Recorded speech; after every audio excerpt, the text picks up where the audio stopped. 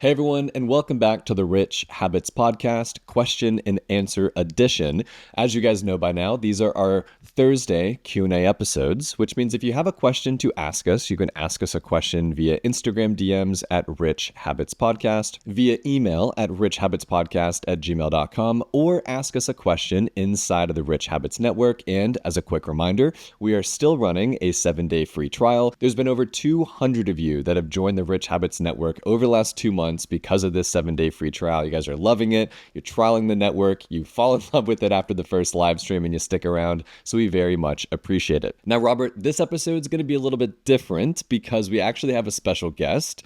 Zaid, thank you so much for joining us on this Q&A episode. As you guys might know, if you listen to the Rundown by Public, Zaid Admani is the host of that show. Zaid is a character when it comes to the financial markets. I appreciate you having me on, Austin. You know, we've known each other for almost 5 years now, so it's great to finally be on the pod. And Robert, great to finally meet you and talk in person. I've been watching your walk and talks for forever now, so it's great to be on the pod with you guys. Definitely love having you. You do a great job on Instagram as well. It's really fun because you're our first ever guest on a Q&A episode. So let's mark that in the annals of history of the Rich Habits Network and Rich Habits Podcast. So let's get into it. And it's actually going to be a fun episode, right? So not only now will Robert and I be answering some questions, but we'll lean on Zaid to give his hot take as well. But before we jump into our first question, I do want to take a moment to give a quick shout out to, on the Rundown, you guys do these like deep dive episodes on Saturdays every single weekend. And call it like 10 or 15 minutes long. It's a video episode. And this most recent one was about the Google antitrust lawsuit, a little bit of earnings call info stuff in there as well. So why don't you walk our listeners through a little bit what to expect when it comes to those deep dive episodes in the past and maybe even in the future? Yeah, thanks for asking about that. So our main show is a daily show, 7 to 8 minutes long, give you a quick recap of what happened in the markets the previous day, what to look forward to, trending stories and things like that. What we started to do recently, though, is do weekend deep dives, just focused on one topic, where we go deep for 10, 12 minutes. And this past weekend, we actually talked about Google. They're making a lot of news these days about earnings, and they're also under some heat from regulators, being called a monopoly, potential breakup there. So we did a nice deep dive about that and what it means for Google. Are they going to be broken up, or is it going to be more of a Microsoft situation that happened in the 90s? So we talk about that. Highly recommend checking that out if you want to learn more about Google and their fate. They could be broken up. Yeah, man. They just had an earnings call this last week. And it was very good, actually, right? So, I think a lot of investors, including myself, were kind of thinking, is ChatGPT going to be the end of Google, right? Everyone's just going to go ask these AI models for answers versus Googling an answer. Well, $50 billion of search revenue for the first quarter of the year kind of puts those speculations to rest. And I think they were talking about their 250 million monthly active users for Gemini and their cloud business segments running on a high octane, full speed ahead. It's a really cool business model. So, yeah, definitely check out the earnings if you haven't already. That to me was like Google dropping the mic, telling the critics that they're not cooked just yet. The fact that search is still growing double digit. Everyone says that ChatGPT and the AI models are just going to destroy Google's business model. That's not been the case so far. And I think it's because people just have been Googling for 20 years now, right? Like, you're not going to change the habits of the entire world in 2 or 3 years. It might happen in 20 years, 10 years maybe, but it's not going to happen overnight, and Google just keeps printing money in the meantime and investing in their AI. We talked about that in the deep dive episode, so they're not going away anytime soon. And I want to piggyback all of this because for me, it's always funny because we're in this every day, and people that are on the outside, they're not thinking about how we think about the markets and these individual stocks and where these sectors are going of growth. And so for them, I believe you, it's 5-10 years away before they're switching away from a Google and getting their answers from Grok or TikTok or wherever they're going. So I agree totally. And I think the interesting thing is, because Google is still printing money, $30+ billion in profit Q1. Profit, right? That allows them to then potentially build a monopoly or a moat when it comes to AI. They got the data, they got everything. And to me, that's going to be the most interesting thing. It's two things. Number one, are the regulators actually going to break up Google? That's a wild card here. I don't know. We'll have to see. But number two, can Google use the money printer that they have right now, billions of dollars, to cement a moat in AI? And then that's their next dominant industry that they're going to be a monopoly in for the next 20 years. So those are two things that to watch out for when it comes to Google. Until then, just as a shareholder, I mean, you're also getting the benefits of share buybacks. They announced 70 billion in share buybacks, increase in dividends, things like that. So I know the stock hasn't done so well compared to other big tech stocks this year, but definitely something that I'm keeping an eye on. I am right there with you. As a Google shareholder, I got really excited when I was listening to the earnings call and they talked about robotics, right? Specifically alluding to humanoid robotics. And obviously they invested well over $100 million or so into Apptronic, which is a company that we're invested into as well, which is exciting. So yeah, I'm all here for Google. Shout out to Google. So now before we jump into our first question, coming from Lynn, let's take a moment to hear from our episode sponsor, Public. If you're looking to open a brokerage account actually built during this century, you need to give public.com a try. Because on Public, you can invest in almost anything: stocks, bonds, crypto, options, and much more. And if you're like us and you keep an emergency fund, you can take advantage of their 4.1% APY offered by their high yield cash account. Discover why NerdWallet gave Public 5 stars for its ease of use and investment selection. Fund your account in 5 minutes or less and earn up to $10,000 when you transfer your investments over to Public. And for a limited time, Public is offering a 1% match on all IRA contributions. So if you're finally investing towards a Roth IRA this year, do it on Public and earn an extra 1% match on all contributions. Paid for by Public Investing. Full disclosures in the podcast description. All right, so our first question comes from Lynn V on email. Lynn says, "Hi, Austin and Robert. I'm a new listener in my 60s and love all of this valuable information.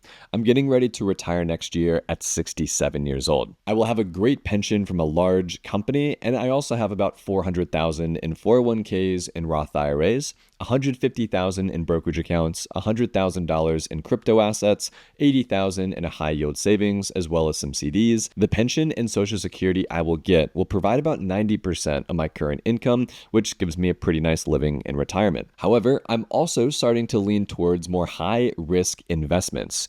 On last week's episode, Andrew's question about high-risk investing was interesting to me, specifically talking about leveraged ETFs and how to capture more upside using them. My question is, are these ETFs generating monthly income by selling or writing options on the stocks? I'm not sure how these ETFs work and how they're able to multiply both the upside and the downside of the price action with the underlying stocks or indices they track. This is a really good question. Robert, you want to kick us off? Yeah, I'll kick it off by saying that make sure that everyone listening and following along does their research. It sounds great when it's promoted to you and it's a 3x multiple. So if it makes 8% and it's 3 times leverage, you're going to make a 24% return. But that rubs both ways. So remember, in these leverage ETFs, and it's why I don't use them or promote them, you're going to have the same multiple of downside risk as well. So make sure you understand that, especially in volatile markets, because it all sounds good if we feel like we're safe enough in a long running bull run. But right now, I just don't think it's a really good strategy. I think there's better ways to find higher risk, but I don't think this is the way I would go about it. I would rather see taking some of that money and marking it for private investments, pre-IPO investments, maybe some real estate and multifamily. Some of those things may be a little more high risk to balance out your portfolio without being in the predicament of what I believe is a bad idea for these highly leveraged ETFs. Yeah, I just want to make sure Lynn listening here completely understands how these ETFs work, right? So for example, UPRO is a very popular one. It's the ProShares Ultra Pro S&P 500 ETF. And according to their website, they offer a daily 3x leverage to the upside or the downside on the performance of the S&P 500, which means that any given day, if the S&P 500 is up 1%, this ETF will be up 3%.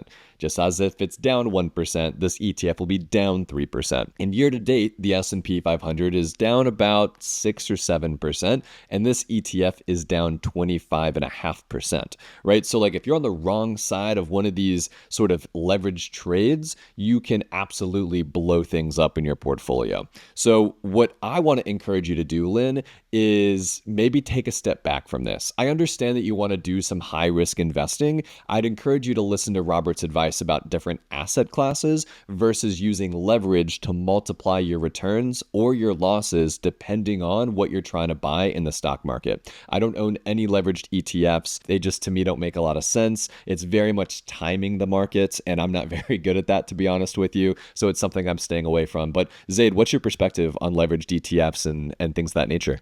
Totally agree with everything you guys are saying. I do want to add about these leveraged ETFs. So I'm not a leveraged ETF guy myself, just like you guys. These leveraged ETFs are designed to track the daily movements of whether the S&P or they have like these leveraged ETFs that track individual stocks as well.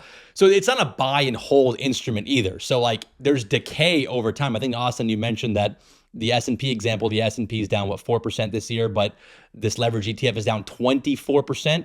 So these leverage ETFs are designed to be a day trader instrument. So unless you want to do that and day trade with these leverage ETFs, which again I don't recommend either, it's just hard to recommend these to anybody. They're too volatile, they're too risky. The decay is there. You got to be trading these hourly essentially to take advantage of the volatility. There are better options out there that Robert just mentioned. So you got to understand how these leverage ETFs work, and just don't get caught up in the viral TikTok video or whatever that someone's like, oh, I made 300x because of this leverage ETF on NVIDIA or something. Got to be very careful with this stuff. The decay behind these instruments can have a huge impact on returns. Yeah, I totally agree. And it always comes down to this. As you're building your wealth, personal finance is personal, but you don't have to get fancy. I'm very wealthy. I'm here every single day sharing my journey, and I don't do fancy stuff. I understand what I'm investing in. I'm a long-term investor, and I suggest all of you watching and listening do the same, because when you try to cut corners and be real fancy to make more money, it usually doesn't work. And, Austin and I's message is pretty straightforward for the last few years you've been following, and that is be a long-term investor, understand what you're investing in, and just stay consistent. And I think that's the big takeaway for this question. So our next question comes from Jordan C. via email as well. Jordan says, hey, Robert and Austin, I love the podcast and I look forward to the new episodes every single week. My name is Jordan. I'm 22 years old and I'm currently financing a vehicle at 6.9% APR. I'm currently considering trading in this car and leasing a new one. Here's the breakdown. I have a 2020 Tesla Model 3 with about 71,000 miles on it, and I owe a little bit over $15,300 on it through this financing, paying about $500 a month. I can trade this in, begin a 2-year lease, and pay $2,100 upfront, which includes the first month's payment, and then pay $388 a month for the next 2 years. I just finished up my master's degree in education. I have no student loan debt, but I do have this $15,300 loan weighing me down. Obviously, I would lose the equity trading this in and leasing a new vehicle, but I believe leasing a new vehicle would offset that loss and save me thousands over the next 2 years. What do you guys think? Your thoughts and opinions are much appreciated.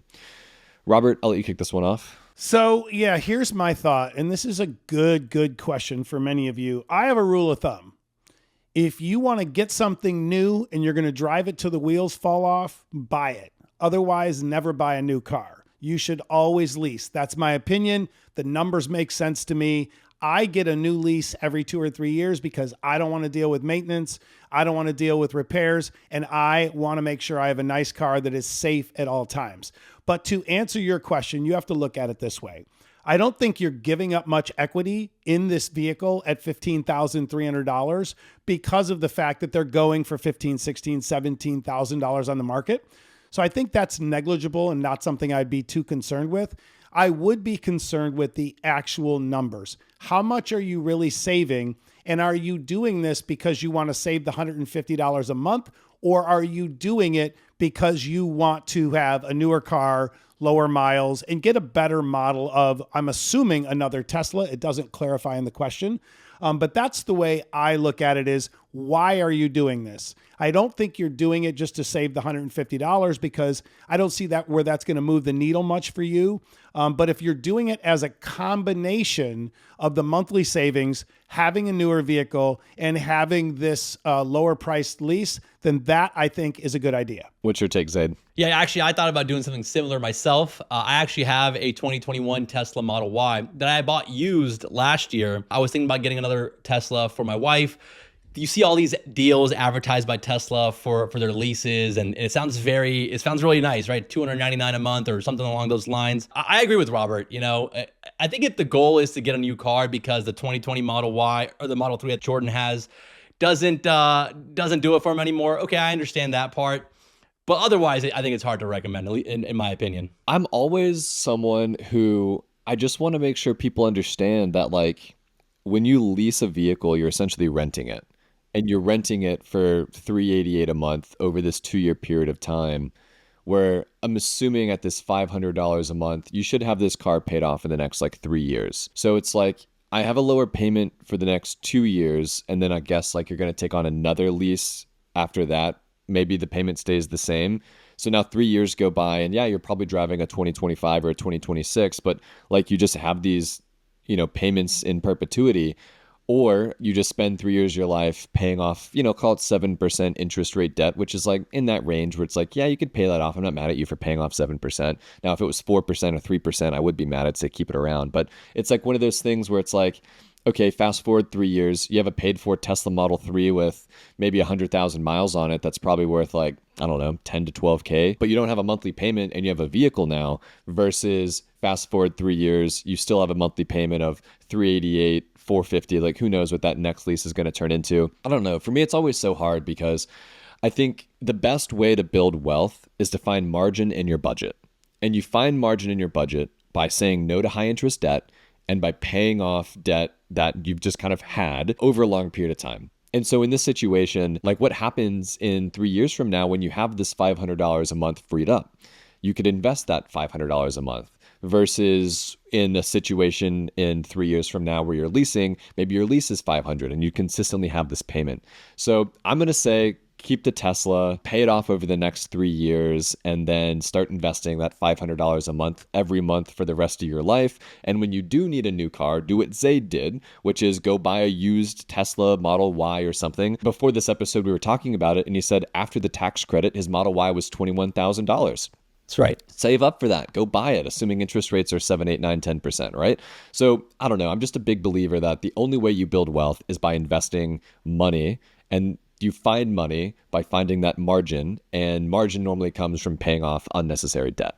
All right, I'm going to unpack this just a little bit further. And I love this question because, Austin, you and I always differ on it, and that's what makes this podcast so good. We always say personal finance is personal, and this exact question is personal. So let me give you a reference. My personal driver is always a new lease. I don't want to mess with things. I don't want to have to deal with it. I don't want to have any issues. So I look at that payment as a cost of doing business, as a cost of life. My cool vehicles are always bought used, and my company vehicles, you guys would get great joy. My construction company in Ohio, at one point, I had 5 of the same vehicle. They were 1998 to 2005 Chevy Silverados. Now, since then, I've sold 3 of them, but I still have 2. And so it's always situational here when looking at this. And I agree with Austin 100%. But let's put a little bit of one last wrinkle into this. If you're a lawyer, if you're a doctor, if you're a salesperson that drives all the time, if you're a realtor, someone that has to take people in their vehicle all the time, you don't want to have an older ratty vehicle with 100,000 miles on it, because then they may frown on that and look at it like, well, if this person's successful in their own field, why don't they have a slightly nicer car? So that is why with all things personal finance, it's up to your situation. I think either way is a good way to do it. And I will end it with, they said they just finished up their master's in education. So I'm assuming this is a teacher, which means you're probably making 45 to 65K and you're not a lawyer or one of those things. So with that information, do you think they should still lease? If we're specifically speaking to Jordan and not the other 100,000 people that are going to see this episode, then yes, I would keep the Tesla. But for other people, that's why I said 100% agree with you. But with everyone else listening, I want to make sure people understand. We're not telling you not to have a nice car. We're telling you that there's a time and a place, and do you need it?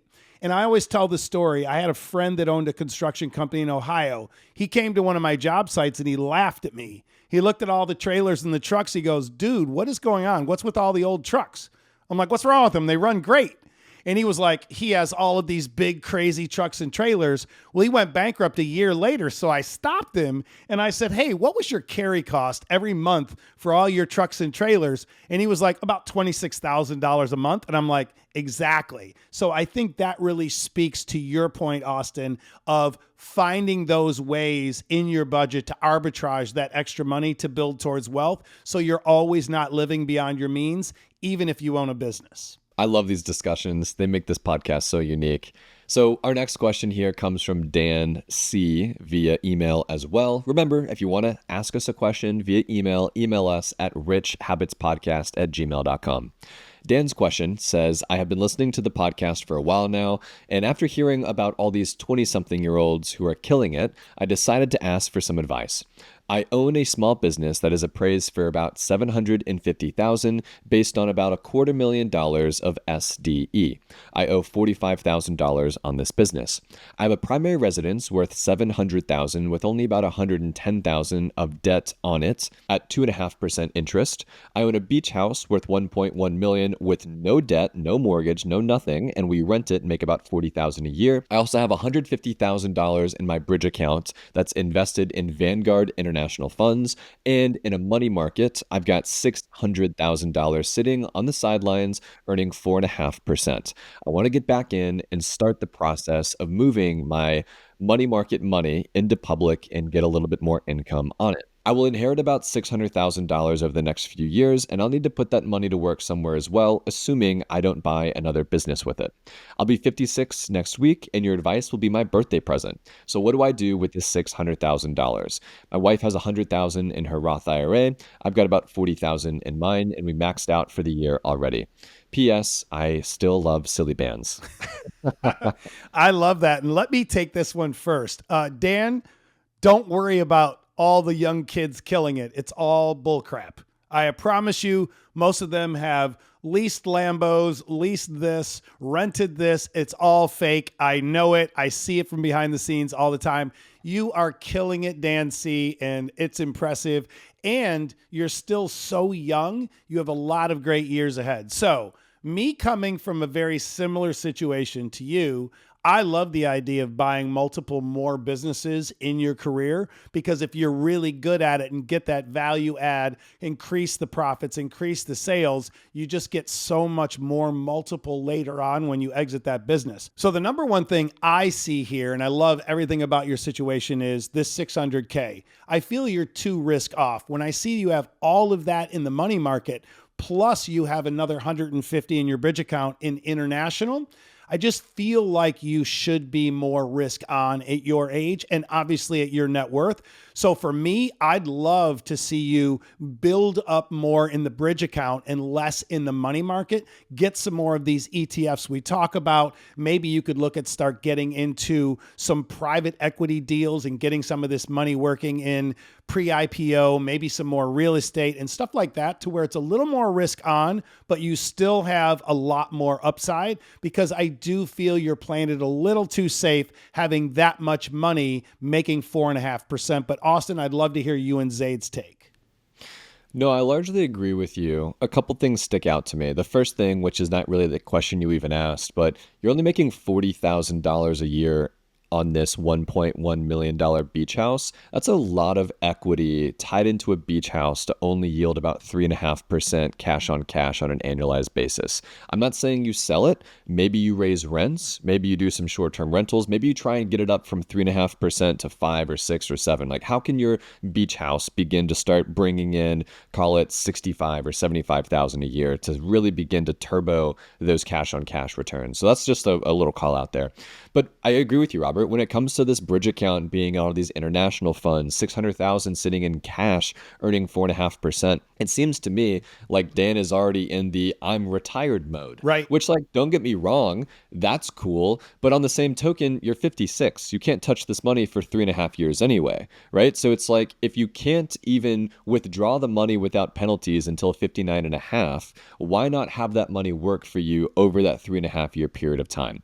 And I understand if you're like trying to say to us this right now. Oh, it is working for me. It's earning 4.5%. Sure, I get it. The stock market's down 6. You're going to make 4.5% this year. So theoretically, you're up probably like 2-ish% year to date. Like, that's cool. I get it. But the 4.5% you earned last year was much less than the 25% the stock market delivered.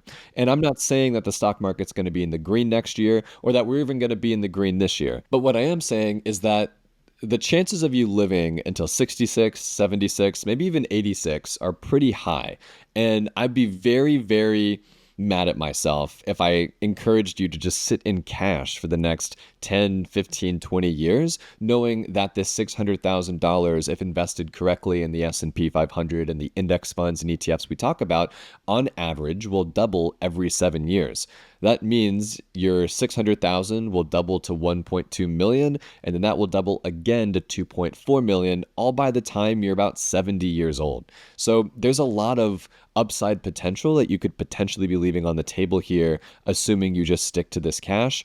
But yeah, I agree. You're really risk off, and I'd really want to encourage you to be a little bit more aggressive now as you turn 56 years old on your birthday. First of all, like you said, Dan, absolutely crushing it. Incredible to see your portfolio at this level at your young age. I would agree with everything you guys said. I think this is a story about portfolio construction, portfolio allocation. It doesn't have to be 100% ETF or equities. It could be a 50-50 split, 60-40, something along those lines, something to give you more exposure to the stock market because historically, like Austin, you said, doubles every 7 years. So it just might be a tweaking of the portfolio to get more exposure to equities. And then if you want to go, even bigger, swing for the fences, real estate, private equity deals, things like that, IPOs, you could just make a sleeve of your portfolio that allocates to those funds. I think your situation is pretty solid here. You have a lot of levers to pull here. I think that's the key thing is there's a lot of levers to pull here, a lot of things you can experiment with.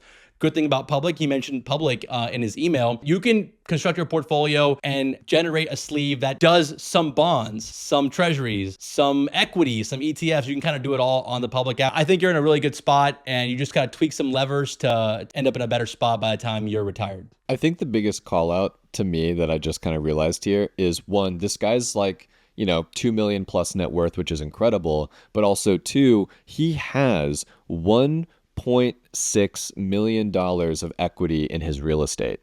And maybe that's his play, right? Maybe the play is he's going to let his real estate of 1.6 continue to trend higher. And in 10 years, he'll have a paid off primary residence. Maybe his 1.1 million beach house is worth 1.62 million, I don't know. And that's like his retirement is to get out of that and sell it and put that into maybe some bonds or 60-40 split with equities and things like that. So maybe he's on a completely different like path we aren't seeing. But I do want to just encourage you here, Dan. You got another probably 20 good years ahead of you of investing. Don't sit on the sidelines for that entire 20 years. I 100% mic drop that was exactly what I was going to say. I deal with it every single day where people just have their foot off the gas. They get some money and then they take their foot off the gas immediately for far too long. All you have to do, and we say it every day, is when in doubt, zoom out. Go click on the S&P 500, go look at VOO, the ETF, and then zoom out for 20, 30 years, and you will see that it goes up and to the right over time, and you can't let these little bumps in the road get in the way and then sit in cash or be super scared on the sideline. I love that take, Austin. So our next question comes from Katie P. Katie says, I have a question about my mortgage. I have a 30-year mortgage at a 2.8% interest rate. I never thought much about it until I started listening to your podcast and exploring more ways I could be financially responsible. I did a little bit more research about how mortgage loans are paid back, and I'm seeing that now in the first half of my 30-year mortgage, the majority of my monthly payment is going to go toward interest and not much toward principal. Would it be stupid of me to consider taking out a HELOC for the amount of my mortgage, use it to pay off my mortgage, and then use the money I was paying my mortgage off with to now pay the HELOC off? Correct me if I'm wrong, but I believe the monthly payments I'll be spending toward the HELOC, more of that will go toward the principal than the interest, which is the opposite of my mortgage. Is that a good idea? I'm honestly not sure what I should do in this situation. I think it's a terrible idea. You have to look at the fact of right now you have 2.8% interest. The HELOC's going to be 7, 7.5, 8. I don't know exactly what they are at the time of filming. And you have to also understand something is it doesn't work that way. The HELOC is only going to approve you for a certain specified amount of the total equity you have in the property. That's what you're going to be able to borrow. So unless this house you've already paid down 60, 70, 80% of it, you wouldn't be able to get enough in the HELOC anyway. So I think your thinking makes sense, but the way it would play out simply does not work. So Katie, I don't like this idea at all. For everyone listening, I'm okay with HELOCs. If you believe that you have all this equity in a home, say it's your primary home, and you can use that for a really valid reason. Maybe you're going to renovate your business. Maybe you're going to put an ADU in the backyard of your property and the numbers play out there where it's going to be profitable for you for the long term. But just to try and get a HELOC to pay off the current mortgage for a much higher interest rate, the math just doesn't work. I'm right there with you. 2.8% interest on a 30-year mortgage. I would be big chillin'. I would be making my normal payments. I mean, you're probably over here, depending on how much you borrowed, like on an annualized basis, maybe paying $6,000, $7,000, $8,000 a year in interest, which really isn't all that much. I mean, the house I'm in right now and filming inside of, I bought for about $400,000, and I have a 6.5% interest rate on this mortgage. And according to my tax payments, I paid like $23,000 in interest last year, just like on those mortgage payments, right? So like you paying $6, $7, or $8,000 is pretty cool at that 2.8% interest rate. Again, when we talk about interest rates and why they're important to consider when it comes to investing versus paying off debt, things of that nature, is because we know over a long period of time, the S&P 500, the NASDAQ, the Dow Jones, right, the ETFs and index funds we talk about go up and to the right by 8, 9, 10% over a long period of time, but that happens every single year on average. And so what you're essentially doing is taking money that you could have invested at this 8, 9, or 10% in these index funds and ETFs, and instead putting it to pay off a 2.8% interest rate. So you're making 2.8% on your money because that's interest you're not paying, but the opportunity cost of that was not making 8, 9, or 10% somewhere else on your money. So again, we always talk about like arbitrage and making sure that our money is working hard for us and things of that nature. You can't out-invest high interest debt. We say that all the time because if you're paying 30% interest, then yeah, you want to go pay off that 30% interest, but you're only paying 2.8%. So if I were you, Katie, I hear what you're saying about like the amortization schedule of your mortgage. It's probably something you just learned and it's freaking you out. It's life, unfortunately, but I would just keep the mortgage and rock and roll. 100% agree with what you guys are saying. I bought my house back in 2021, about $400K. 2.99. I've told my wife we're not moving because this mortgage rate is like an asset essentially. You can't get that anymore, and the amount of interest you're paying now compared to what you would have to pay if you buy a house today can't even compare. So yeah, I mean the mortgage, I don't know if the asset is the right word, but I kind of treat it like an asset. It's an asset having that low of an interest rate, and then you can use the money saved over to invest in things like the S&P 500 or other things because you're going to get a higher yield. Even in bonds, you can put the money in bonds and you're going to get a higher yield. I want to illustrate that a minute because I think it is one of the most important things in building wealth for people to understand. There's a lot of people out there that are in financial education that are telling you to have no debt, debt is bad, all these terrible things. But what you have to understand that Austin and Zaid alluded to is that think of it this way in very simple terms. If you can borrow money for 3% and you can make 10, 12, 15% with the money, all of that arbitrage, that upside potential goes to you, not somebody else. And that is why the wealthiest people on earth have payments on their homes, payments on their jets, payments on their yachts, and everything else, because they know that if they borrow cheap and use their money elsewhere where they're going to make a lot more with it, it's going to add to their balance sheet, not someone else's. So I hope that helps everyone listening why we talk about this, and that arbitrage is so important, that the positive arbitrage is going into your account, not someone else's. Listen up, folks. Time could be running out to lock in a 6% or higher yield at public.com. You can lock in a 6% or higher yield with a bond account, but remember, your yields aren't locked in until the time of purchase. So you might want to act fast. Lock in a 6% or higher yield with a diversified portfolio of higher yield and investment grade corporate bonds only at public.com/rich habits. Public.com/rich habits. You heard it here first, everybody. Go open up a bond account, lock in that 6% or higher yield, or take advantage of Public's $10,000 bonus right now for transferring a portfolio into Public, or, right, this is the third or, take advantage of the 1% match happening in your IRA at the moment. Public is just crushing it right now. They've got all the perks, and we're super excited to be working with them. Yeah, and another or would be the high yield cash account. They're one of the top earning cash accounts in the country, 4.1% right now as of filming. So don't forget about that if you're trying to build that emergency fund. So our next question comes from Cameron B. Cameron says, "Hi, Austin and Robert. I'm in a sticky situation deciding whether to keep my residential property or not. Before listening to the show, I fell for the trap that real estate is always a good purchase, and I purchased a single-family home for myself and my son. It was at the peak of the housing market in July of 2022. I bought it for $310,000, but right now it appraises for below $260,000. I'm in San Marcos, Texas, and I owe $291,000 on my mortgage at a 4.9% interest rate. After my son's mother moved about 45 minutes away, I had to relocate closer to his school, so I'm now renting that house out. The mortgage that I'm paying on that house is $2,450, but the rent that my tenant is paying me is only $1,600.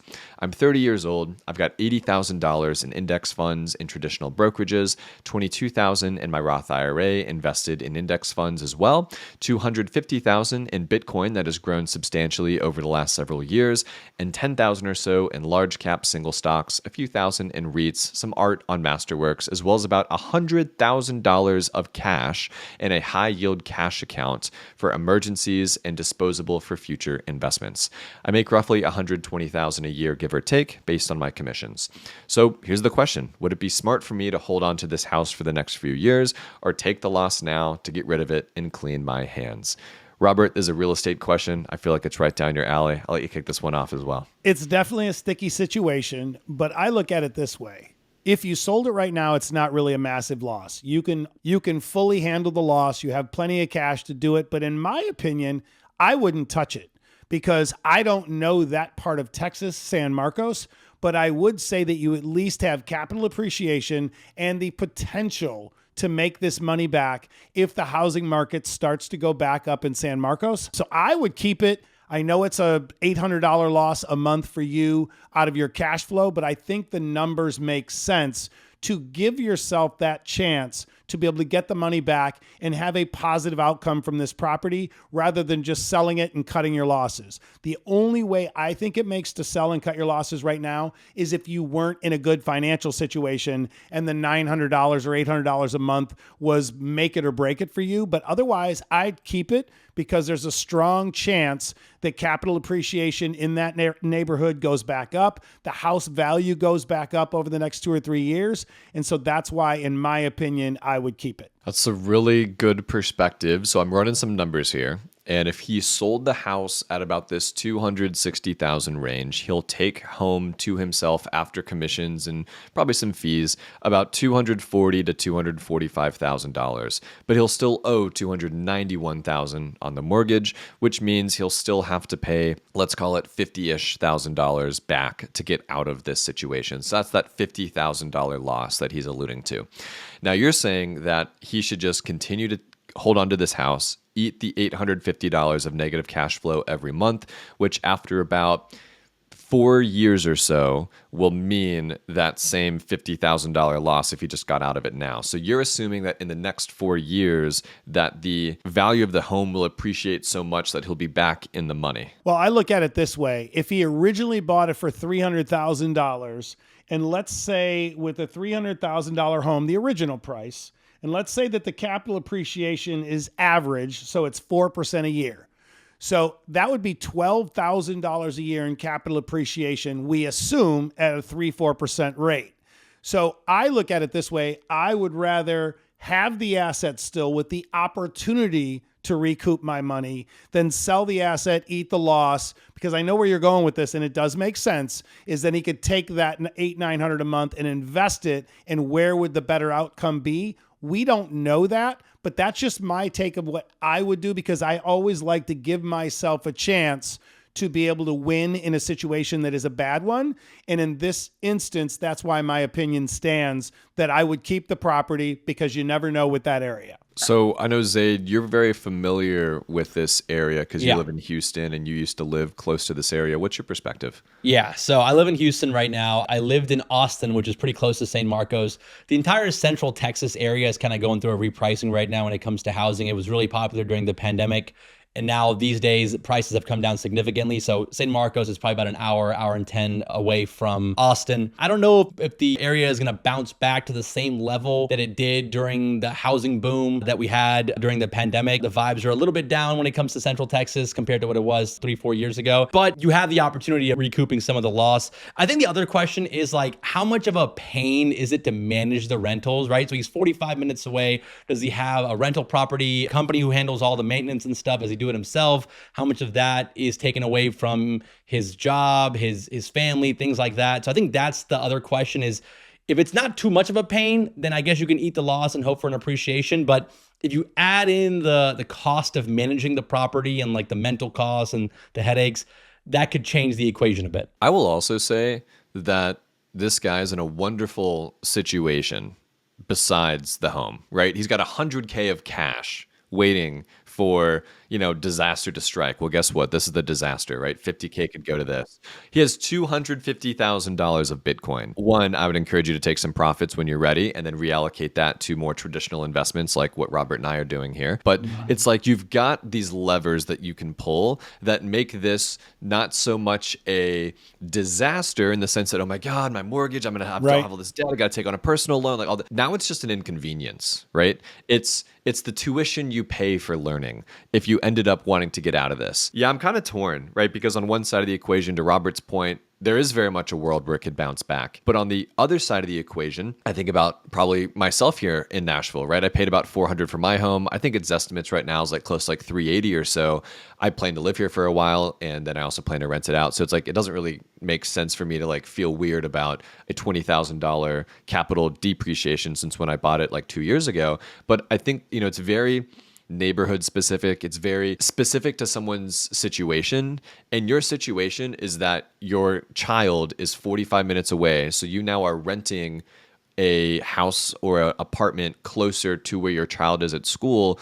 And you're now having to like play, this remote landlord job, which to Zaid's point, I'm sure could be pretty intimidating. I agree. Like it's a toss up. If you are unhappy with the situation, you have the money set aside, saved, and ready to go to get yourself out of it. And congrats, like that's just paying tuition to the markets and learning and paying what is called a stupid tax, right? It happens. We've all paid all those stupid taxes in the past. But to Robert's point, you also have the situation where you also have enough set aside to eat this cost for the next couple of years, allowing you the flexibility and opportunity to have it appreciate over time. So I would really just do some reflecting and know, like at the end of the day, it's no longer a math equation. It's a brain calorie equation. It's an equation to do with your relationships. It's an equation to do with your time spent away from your family. Like I think that's how I would approach it in this situation. And one last caveat and hack that I use all the time, and I just use it to my advantage big time in a commercial property purchase. Do your research. You don't know. You could sell this property, eat the loss, and miss a news article in your local development newspaper or website or whatever your local administration of some new factory. Micron decides to spend $100 million building a factory there, or FedEx builds a new hub. And then all of a sudden rental rates in the area go up 40% in the course of a 2-year period. And you just sold because you didn't know that was happening. So just always do your research in this situation, because the people that understand what's happening and forecast, like Austin and I always talk about, are the ones that win. So that's why I always want to give myself a chance to win in these situations. Best of luck to you, Cameron, and we appreciate you asking your question here on the podcast. Now, our final question for the Q&A episode this Thursday is coming from Kyren on Instagram. Kyren says, "Hi, I've been a listener for a while, and I want your honest opinion. Should I buy Bitcoin right now? Are you bullish on Bitcoin?" So I'll kick this one off. I have roughly 1.7-ish Bitcoin left. As you guys know, I had about 2.2, 2.5, something like that. I forget the exact number I had. It was about $250,000 worth of Bitcoin. And I, over the last, let's call it like couple months, as we've experienced some volatility after the Trump administration and things of that nature, I've been taking some profits, right? I think I took about 15 to 20% off the table. I did this around 85 to 89,000 dollars per coin is when I took those profits, and I've got about 60, 70-ish thousand of cash now, like from that account that I've since deployed elsewhere. And I am not actively buying Bitcoin at the moment because I bought a bunch of it in the beginning of 2023, knowing that I've got an entry and I've got an exit strategy. I very much dollar cost averaged into Bitcoin in 23 and 24. I deployed about $100,000 into it, and now it's worth about $250,000. And I'm in the exit strategy part of my plan, which means I'm just dollar cost averaging out of it, right? I sold some at 85, 87. I sold some more at 89, 88. I'll sell some at 95, 100 if we get there, right? Like, my plan with any investment is to have a clear entry and a clear exit strategy. I've laid this out countless times, actually, ever since like January and again in March inside the Rich Habits Network. Robert and I are very transparent with what we're buying and selling and when we do it and why we do it. So if you've not yet joined the Rich Habits Network and you want those insights, they're all posted inside of there for our members to go check out. But I'm now in the exit portion of my Bitcoin, and I plan to be 80 to 90% out of my Bitcoin. I plan to have a little bit, right? I never want to get out of the asset class completely, but I plan to move out about 80 to 90% of it. If we go up to 120, 140, right, somewhere in that range, I plan to reallocate elsewhere, put it into some undervalued single stocks, maybe some NEOS funds, things of that nature. So here goes. I'm on the Bitcoin maximalist side of this equation. I have not taken profits in Bitcoin, and I'm not saying you should do the same. I have not taken any profits in Bitcoin since 2017. And so for me, I am in the boat that I still believe by, let's call it 2030, we will see a minimum of a $500,000 Bitcoin by that date. That's what I think the minimum is for me. So for me, always take profits along the way, like Austin stated. If you're not as bullish and maybe as crazy as I am, that's okay when it comes to cryptocurrency. But in my opinion, I'm not taking any more profits, and I'm still accumulating along the way when I can in Bitcoin specifically, because I just believe the upside potential is so large that I don't think I'll find a better place to put money over the next 5 or 6 years. But also you have to remember, I started buying Bitcoin in 2011, so I had a big head start on most people. That shouldn't affect how you think about Bitcoin now if you're starting today or you started in 23 or 24. But I agree with Austin 100%. Understand why you're buying it, understand your entry and your exit strategy. And a good rule of thumb that I've always used is when I buy something, when it goes up 50%, I take off 25%. When it goes off up 50% again, I take another 25%, and I do that until I'm totally out of the position with my own money and I'm playing with house's money. So I totally agree with Austin on that standpoint. The only difference is I'm not at a point right now where I'm going to sell any Bitcoin until probably, and we've talked about this many times, till probably $300,000. When it gets to that, I'd probably seriously consider selling a bunch. So something really interesting is happening with Bitcoin over the last couple of weeks. It's decoupling from the NASDAQ and the rest of the stock market. I think over the last year or so, Bitcoin was kind of acting as a high beta, high volatile tech stock, essentially, right? NASDAQ would go up, Bitcoin would go up. That hasn't been the case over the last couple of weeks. It's decoupled, whereas Bitcoin was going up while the rest of the stock market stayed flat. That to me is very interesting. I think something interesting is happening here. I'm not as much of a Bitcoin maxi as Robert is. I do think it's important to have some exposure in your portfolio like I do. That's my 2 cents. I talked about it on the rundown on the podcast. Is like the decoupling is happening. Keep your eye on Bitcoin. I think it's the most interesting that it's been in a long time because of the behaviors over the last couple weeks. And maybe it means more central banks all over the world are going to buy it because of some potential shakiness in the US dollar. We're seeing the same thing happen with gold. Gold is hitting all-time highs. Maybe Bitcoin will finally fulfill its promise as being digital gold. I haven't felt that way in a long time until just recently because of what's happened over the last couple weeks. So just to put some numbers around what you're saying, right? Bitcoin is actually year to date in the green about 0.5% as of this recording, whereas the Nasdaq is down about 10% and the S&P is down about 6% year to date. So to your point, yeah, Bitcoin is sort of acting as this like digital gold, kind of being in the green while the markets are more in the red. So Zaid, I'd love to have your thoughts. I said 2030. Where's Bitcoin's price at 2030, in your opinion? I think it could get to, two to 300,000, like you mentioned. I mean, I don't really have a price target.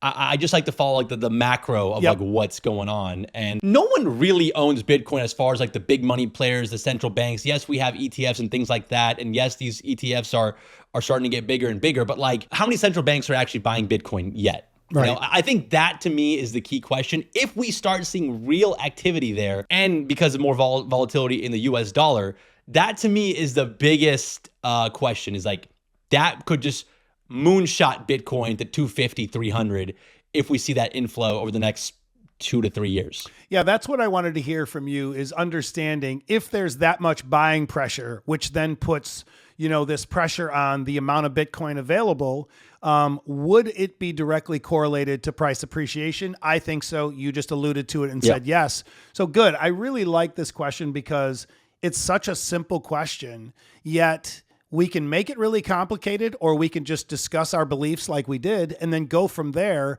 and see what happens. Because like you both said, I think everyone should own it. And it's just depending on how much of your portfolio, how risk on you want to be, and what your out strategy is. I love Austin's out strategy because he's taking profits along the way, which a lot of people don't do, but he's still staying in the sector. And I think that is the best strategy you can implement. I learned to do that after round tripping over the last 2 cycles, right? And I think a lot of people are probably in that same boat, right? In 2017, 2018, I was like, oh, Bitcoin's going to 100K when it's at 20K, and it went up and then it came crashing down to 3,000. And then in this most recent cycle, I think it was like 21 or 22, it went to like 65K. Everyone's like, oh, it's going to go to 100. I never sold any, and it went back down. I'm like, dang, dude, like I'm really bad at this stuff. Like next time, even if I don't perfectly, time the market, I need to have an exit strategy, because I don't want to be so over allocated to this asset class in perpetuity. I want to be able to have exposure. We talk about 5 to 15% of our, portfolio into cryptocurrency, Bitcoin specifically. So it's like, yeah, I want to have some exposure to this stuff, but I don't want to have all this over allocation from long-term profits. And just for me, I've got more than 5 or 15%, right? So it's like, I need to have an exit strategy where I'm reallocating the cash to more traditional investments that make more sense for my risk tolerance now, as I'm, I turn 29 here in the next little bit. So I just want to be able to, make a little bit of money, take some profits, reallocate it to other places, and keep rocking and rolling. That's kind of how I approach it. Do you guys care if it's actually buying Bitcoin itself versus an ETF? I'm curious. No, I don't really care. I think, I've got IBIT in my Roth IRA. My Roth IRA is literally 90% S&P 500, 10% IBIT, right? I plan to keep Bitcoin in my retirement accounts in perpetuity, because I agree with Robert. It's going to be worth hundreds of thousands, if not millions, throughout my lifetime. Right. But with this specific trade that I'm alluding to, I did this in a normal brokerage account, so it's with just straight up Bitcoin. Yeah, I think the most important thing with any investing, the number one thing that's probably on every camera, in every conversation, in every casino around the world when you're a gambler is, I was up. You hear it all night long. And I was up $2,000 and then this happened. That's why you take profits along the way, and that's why you have a strategy. I think the number one thing that prevents people from building wealth, a lot of people get money, but they don't know how to build from there. And so I think the number one thing with that is letting greed and speculation get in the way of strategy. If you can implement your strategy and have that dialed in to where you understand why you're doing something and the term you're going to do it within, I think is the best way to build wealth, because many people I've seen over the decades, they get a little bit of wealth, they get a little bit of money, and then all of a sudden they go out and think that they're super rich. And I dealt with it yesterday in a conversation where a gentleman was asking me what to do. He bought a pre-construction condo that he's assumed he was going to make $200,000-$400,000 off of. And now his carry cost on that condo, now that it's finished and it hasn't sold, is $22,000 a month, which is killing him because his net worth was only $3 million. I'm like, you shouldn't have been buying a $2 million condo to speculate if you only have a $3 million net worth. And that's just all about understanding how to build wealth and not taking so many moonshots that you can put yourself back to zero. And that happens all the time. Everyone, thank you so much for joining us on this week's episode of the Rich Habits Podcast question and answer edition. Major shout out to Zaid as well for hanging out with us on this episode. If you've not yet listened to the Rundown by Public, highly recommend it. Zaid and the team over there are crushing it with the daily episodes. I like to think of the Rundown as sort of a little bit of supplement to what we're doing here at the Rich Habits Podcast, right? We got Monday and Thursday. Well, when we don't have it on Tuesday, Wednesday, Friday, Saturday, you can go to the Rundown and listen to what they're talking about. And it's a great time to listen right now too, because we're in the middle of earnings season. So a lot of earnings coming out. I mean, we're talking big tech earnings this week. And then next week is the Fed meeting. So we're going to keep you guys in the loop of all that stuff, 7 to 8 minutes every morning. I mean, it's the perfect time to tune in. Absolutely. Everyone, thanks so much for joining us and have a great rest of your week.